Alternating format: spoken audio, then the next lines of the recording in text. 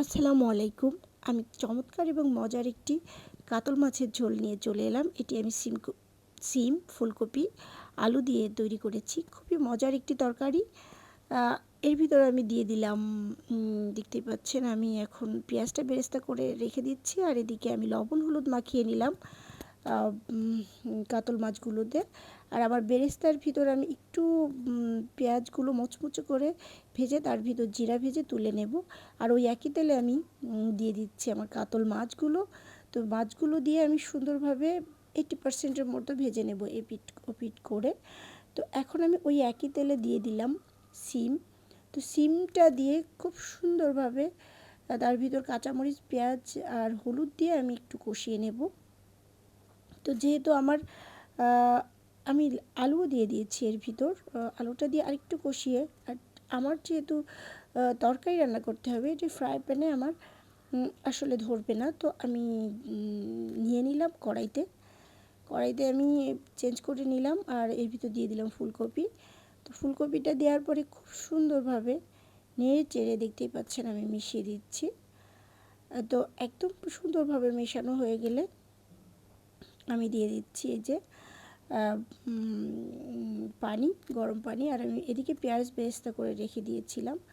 তো খুব সুন্দরভাবে আমি ওই বেরেস্তা আর জিরা ভাজিটার কিছুটা অংশ আমি এর ভিতর দিয়ে দিলাম। তো ভালোভাবে দেওয়ার পরে দেখতেই পাচ্ছেন যে আমি একটু ভালো করে নেড়ে চেড়ে জাল ওঠা পর্যন্ত ওয়েট করছি। যখন জালটা উঠে গেল তখন আমি আরও কিছুটা দিয়ে দিলাম ওই বেরেস্তাটা। এটা কেউ চাইলে নামানোর আগে দিতে পারেন, সেক্ষেত্রে আর একটু ফ্লেভারটা ভালো থাকবে। তো আমি এই পর্যায়ে দিয়ে দিলাম। আর আমি লবণটা চেক করে একটু লবণ লাগবে ওটিও দিয়ে দিলাম। তো এখন আমি এই যে দিয়ে দিচ্ছি মাছগুলো, ভালোভাবে বিছিয়ে দিচ্ছি এক এক করে। তো এটা দিয়ে আমি বেশ কিছুক্ষণ জাল দেব। আর কিছুক্ষণ একটা পিঠ যখন হয়ে যাবে তখন আমি আরেকটা পিঠ উল্টে দেব। তার আগে আমি দিয়ে দিলাম টমেটোগুলো সুন্দরভাবে কেটে আমি সেট করে একটা একটা করে দিয়ে দিলাম। আর এখন আমি এই যে জাল দিয়ে দিচ্ছি বেশ কিছুক্ষণ ধরে। এখন আমি এটাকে আবার আমি উল্টে পাল্টে দেব। তো আমি এখানে একটু ফাস্ট করেছি, আসলে আমি এটা একটু আলতোভাবে উল্টে দিয়েছিলাম যাতে করে মাছগুলো ভেঙে না যায়।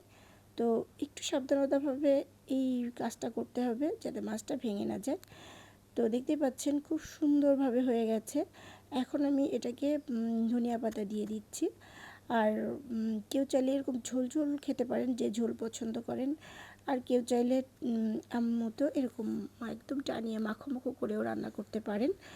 তো আমি রুমা আজকের মতো এখানে বিদায় নিচ্ছি। নতুন কোনো রেসিপি নিয়ে আবার দেখা হবে ইনশাআল্লাহ। Thank you so much for watching my video. আল্লাহ হাফেজ।